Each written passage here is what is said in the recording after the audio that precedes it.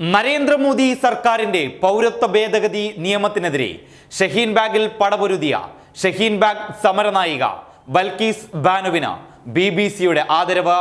2020 ലോകത്ത് മാറ്റങ്ങൾക്ക് ചുക്കാൻ പിടിച്ചവർക്കായി BBC തെരഞ്ഞെടുത്ത 100 വനിതകളുടെ പട്ടികയിലാണ് ബിൽക്കീസ് ബാനു എന്ന 82-കാരി ഇടം പിടിച്ചത്. ഷഹീൻ ബാഗ് സമരത്തിലൂടെ ലോക ശ്രദ്ധ നേടിയ 82-കാരിയായ ബൽക്കീസ് ഷഹീൻ ബാഗിന്റെ മുത്തശ്ശി എന്നാണ് അറിയപ്പെട്ടിരുന്നത്.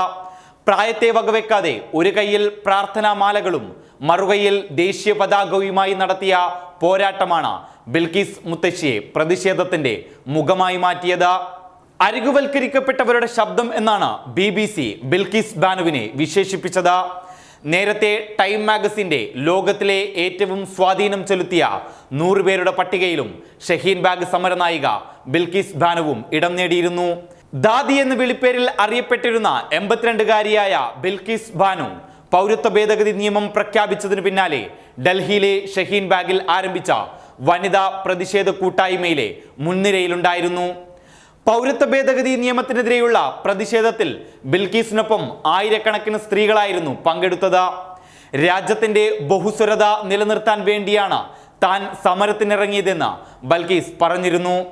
2019 ഡിസംബർ 11-നാണ് പാർലമെന്റിലെ ഇരുസഭകളിലും പൗരത്വ ഭേദഗതി നിയമം പാസാക്കിയത്.